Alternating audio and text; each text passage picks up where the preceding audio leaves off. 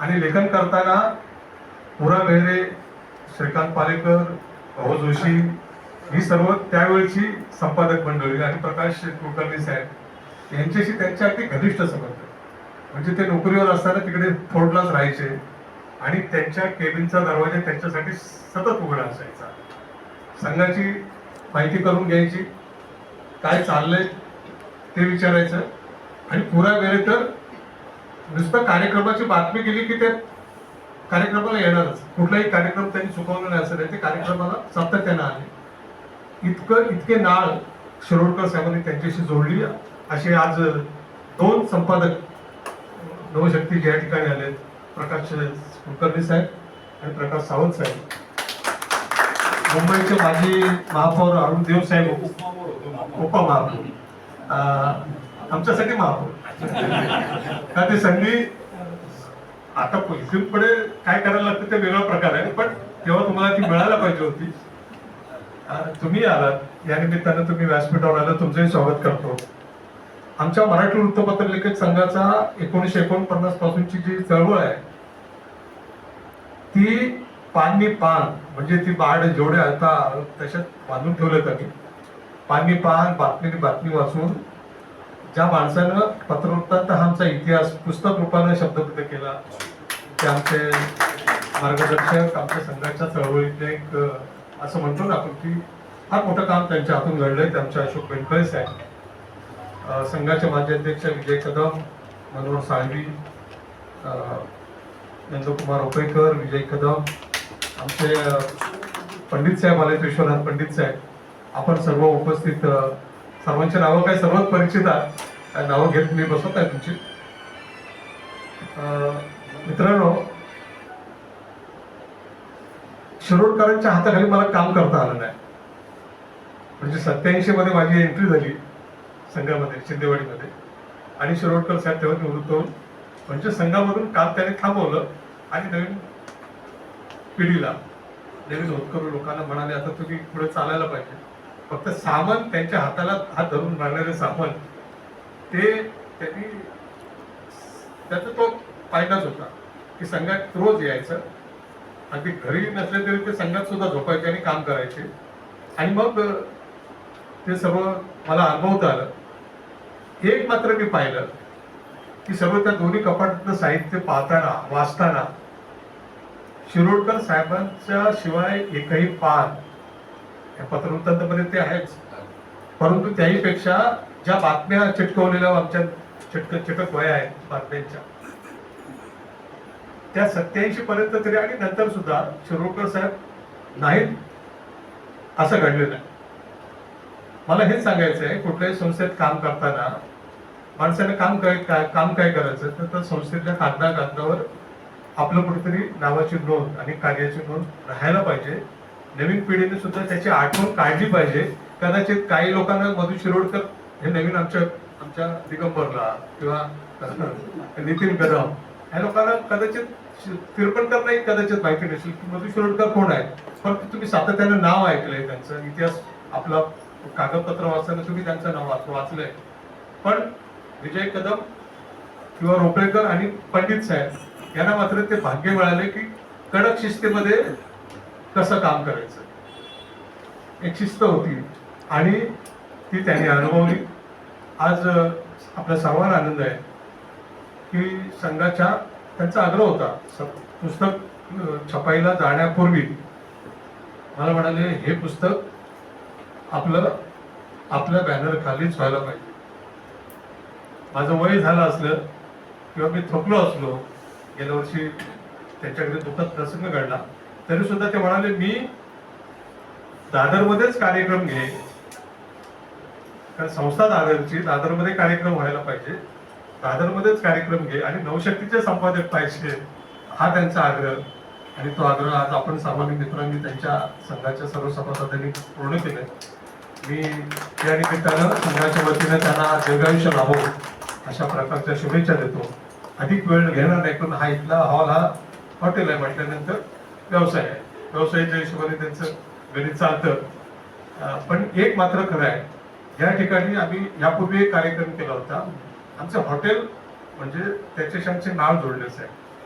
म्हणजे 22 ऑगस्ट 1949ला जे पहिलं जमका संमेलन नवशक्तीचं झालं होतं ते फोर्टच्या तांबे उभारलं. मी सकाळी जेव्हा हुतात्मा चौकात अभिवादन करायला गेलो तर त्याच्या समोरच गेलो, पण ते आता नाहीये, पण लोक म्हणतात की इथे होतं. मधला एक कार्यक्रम इथे झाला तेव्हा रोडा साहेब मंत्री असताना रेल्वेने आले आणि इथे आले, कार्यक्रम केला आणि आज पुन्हा एकदा होतोय. आपल्या सर्वांचं मनापासून स्वागत करतो. सातत्यानं नवशक्तीमधूनच लिहिणारे जे काही पत्रलेखक आहेत की जे आठवड्यातून 3-4 वेळा त्यांचा उल्लेख होतो, ऐकायला वाचायला भेटतं, अशा काही निवडक पत्रलेखकांना मी निर्भीड जागल्या हा पुरस्कार देतोय. मी त्या सर्वांचं मनापासून स्वागत करतो. पुस्तक प्रकाशन झाल्यानंतर मात्र माझ्या वतीने एक आग्रह आहे, हे पुस्तक तुम्ही विकत घ्या, जेणेकरून शिरोडकर साहेबांना हा कार्यक्रम कृतकृत्य झाला. त्यांची आगामी पुस्तकं येणारच आहे, परंतु त्यांना बरं वाटेल अशा प्रकारचं मी आवाहन करतो आणि थांबतो. जय हिंद, जय महाराष्ट्र.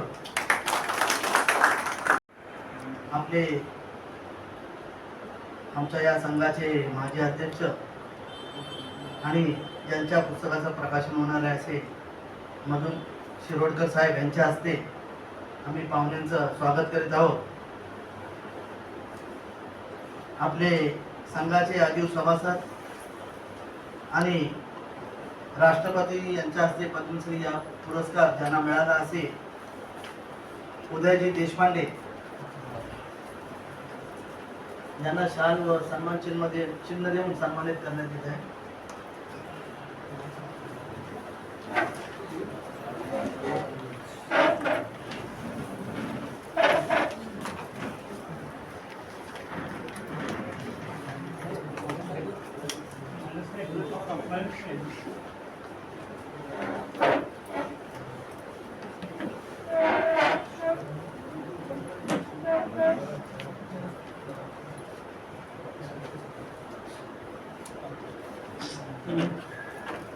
पद्मश्री उदय विश्वनाथ देशपांडे हे मल्लखांब या पारंपरिक भारतीय खेळाला जागतिक स्तरावर पोहोचवणारे प्रसिद्ध प्रशिक्षक आणि मल्लखांब पितामह म्हणून ओळखले जातात. भारताच्या संयुक्त या मंदिरात 50 वर्षाहून अधिक काळ ज्याने हजारो खेळाडूंना प्रशिक्षण दिले आहे. त्यांच्या योगदानासाठी त्यांना 1924 मध्ये भारत सरकारकडून पद्मश्री पुरस्कार सन्मानित करण्यात आले आहे. दररोज संध्याकाळी सुमारे 1000 मुले क्रीडा उपक्रमामध्ये सहभागी होतात. ही संस्था मल्लखांब, खो खो, योग यासारख्या देशी खेळांबरोबर अँथलेटिक्स, जुडो यासारख्या अनेक आधुनिक क्रीडा प्रकारांनाही प्रोत्साहन देते. भारतातील सर्वात मोठे आणि सर्वात जुने असे 52 वर्ष समर्थ वार्षिक उन्हाळी क्रीडा प्रशिक्षण शिबिर आयोजित केले जातात. ते दादरच्या श्री समर्थ व्यायाम मंदिराचे मानस सरचिटणीस आणि मुख्य प्रशिक्षक आहेत. त्याने जगभरातून 31हून अधिक देशांमध्ये मल्लखांबचे प्रशिक्षण दिले आहे. महाराष्ट्र शासनाचा शिवछत्रपती राज्य क्रीडा जीवन गौरव पुरस्कार 2017-18 मध्ये त्यांना मिळालेला आहे. धन्यवाद देशपांडे साहेब. त्यानंतर आपल्या नेहमीच मराठी वृत्तपत्र लेखकांना आपल्या वृत्तपत्रामधून नेहमीच म्हणजे मानाचं स्थान देणारे असे म्हणजे दैनिक नवशक्ती आणि या दैनिक नवशक्तीचे माजी संपादक सन्माननीय प्रकाश कुलकर्णी साहेब यांना देखील पुष्पगुच्छ देऊन सन्मानित करण्यात.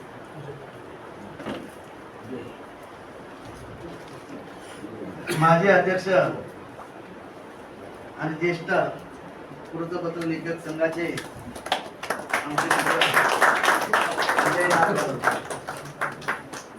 त्यानंतर माजी संपादक दैनिक नवशक्तीचे सन्माननीय प्रकाश सावंत साहेब यांना देखील चिपळूणवरून खास करून या संघाच्या प्रमुखातर आलेले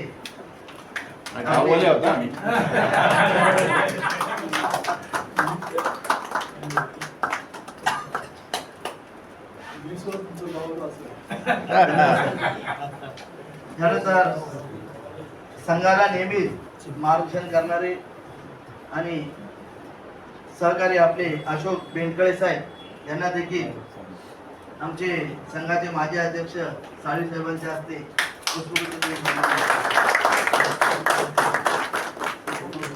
तसेच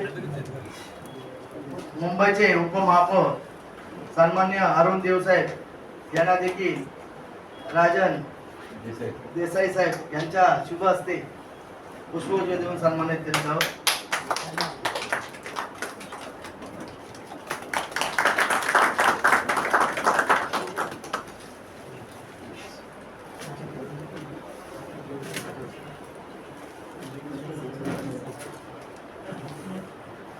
तसेच आज या ठिकाणी आपले माजी प्रमुख कार्यवाह नंदकुमार रोपडेकर साहेब हे देखील प्रकृती बरोबर नसताना देखील आवर्जून शिरोडकर साहेबांच्या प्रेमाखातर या ठिकाणी उपस्थित झालेले त्यांना देखील संघाचे अध्यक्ष सन्माननीय मालुसरे साहेबांच्या हाती पुष्पगुच्छ देऊन सन्मानित करीत आहोत.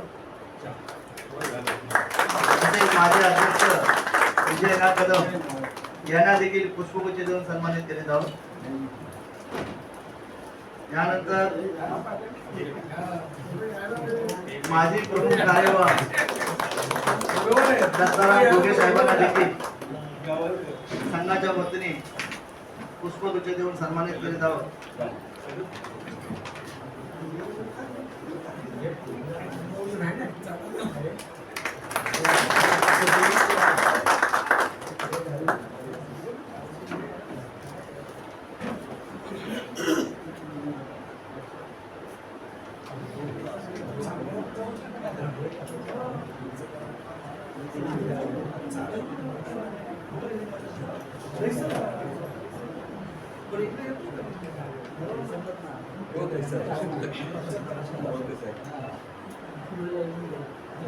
आज मराठी वृत्तपत्र लेखक संघ मुंबईच्या वतीने संघाचे माजी अध्यक्ष ज्येष्ठ वृत्तपत्र लेखक सन्मान्य मधु शिरोडकर यांचा कालप्रवाह या पुस्तकांचा प्रकाशन समारंभ आपण या ठिकाणी घेतलेला आहे. मधु शिरोडकर साहेबांना या ठिकाणी पाहुण्यांच्या हस्ते शाल व पुष्पगुच्छ देऊन सन्मानित करीत आहोत.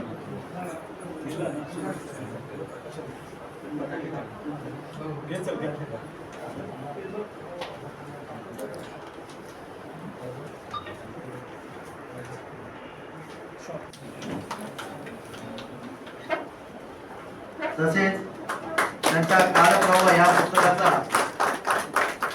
प्रकाशन सोहळा देखील पाहुण्याच्या हस्ते आम्ही करीत आहोत.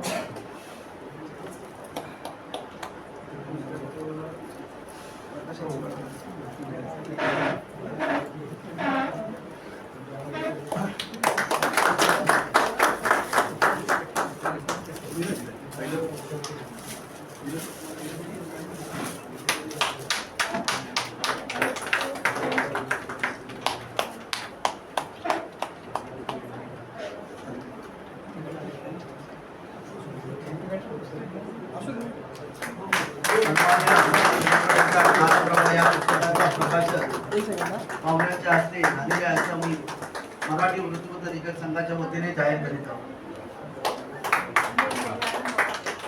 सन्माननीय मधु शिरोडकर साहेबांनी आपलं मनोबल या ठिकाणी व्यक्त करावं अशी त्यांना विनंती करतो.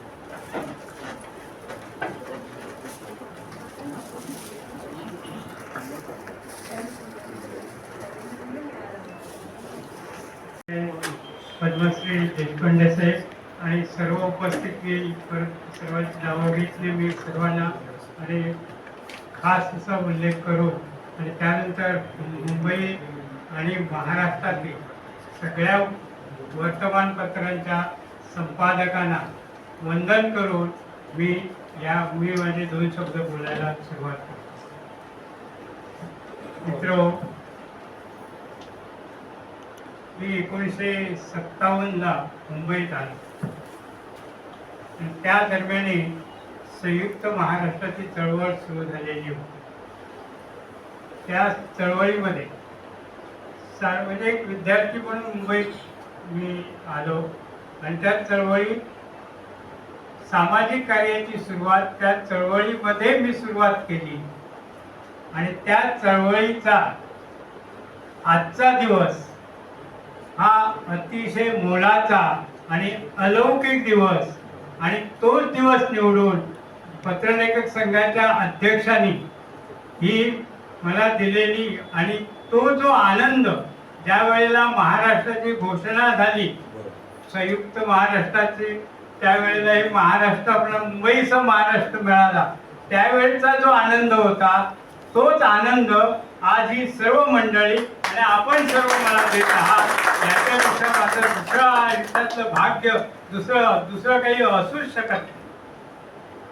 आणि एवढंच मला सांगायचं, मालुसरे देवाला मी तेच सांगितलं होतं, जर अगदी मोठ्या कुठे हॉल नसेल किंवा पाहुणे नसतील, कोणी आले जमणार नाही, कारण प्रत्येक जण आपल्या गडबडीत असतो.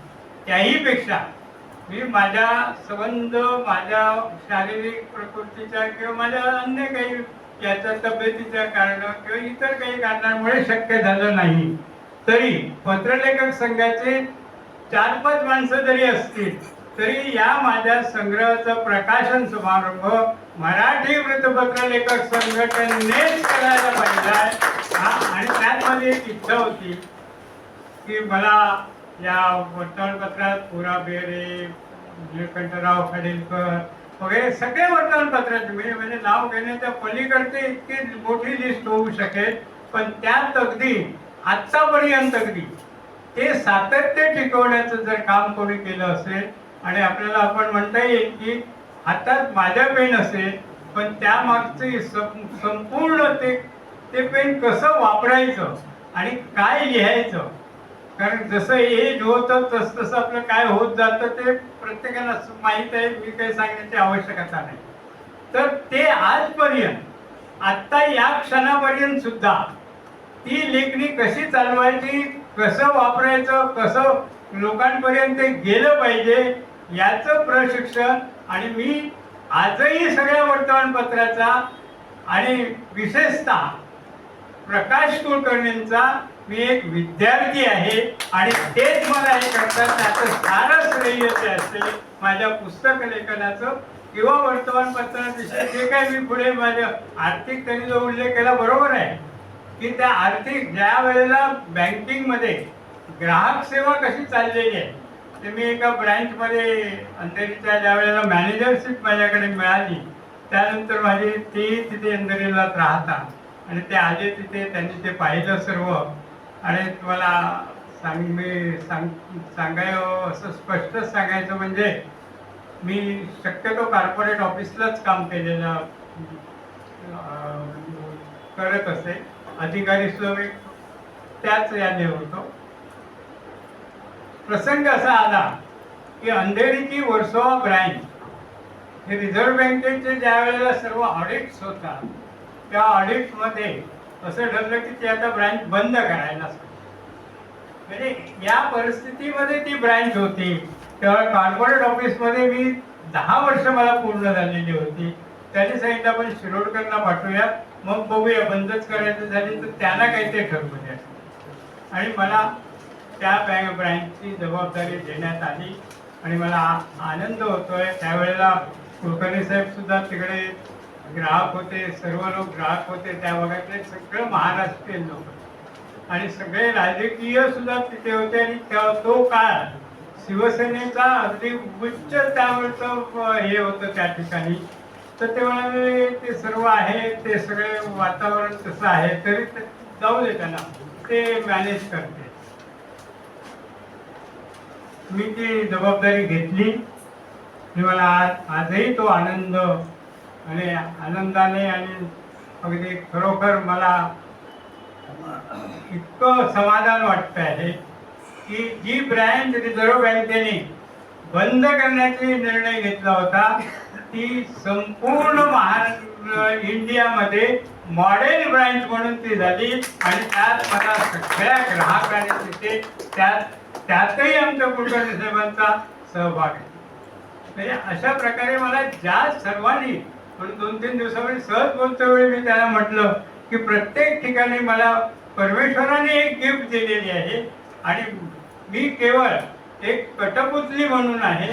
सर्व जे काय करणारा तो एक करतो आहे, फक्त मी इमानदारीने ते करत जातो एवढंच हे सांगतो. आणि ह्या आजचं जे सर्व कार्यक्रम जे केलं त्याबद्दल आणि आपण सर्व उपस्थित राहिला आपण सर्व उपस्थित राहणार. काही नवीन चेहरे आहेत, पण पत्रलेखक संघ जसं काही म्हणतात की जर शरीरातलं रक्त काढून त्यात कोण आहे असं म्हटलं, विचारलं, पाहिलं तर त्यात तसं जसं पत्रेल तसं माझ्या शरीरातील प्रत्येक रक्त तुम्हाला काय दिसेल तर मराठी वृत्तपत्र लेखक संघ हाच त्यात तुम्हाला त्या ठिकाणी दिसेल. इतकी माझी निष्ठा आहे, इतकं माझं हे त्याच्याबद्दल, त्या सर्वांबद्दल मी कृतज्ञता व्यक्त करून माझे चार शब्द संपवतो. पुन्हा एकदा सर्वांचे धन्यवाद.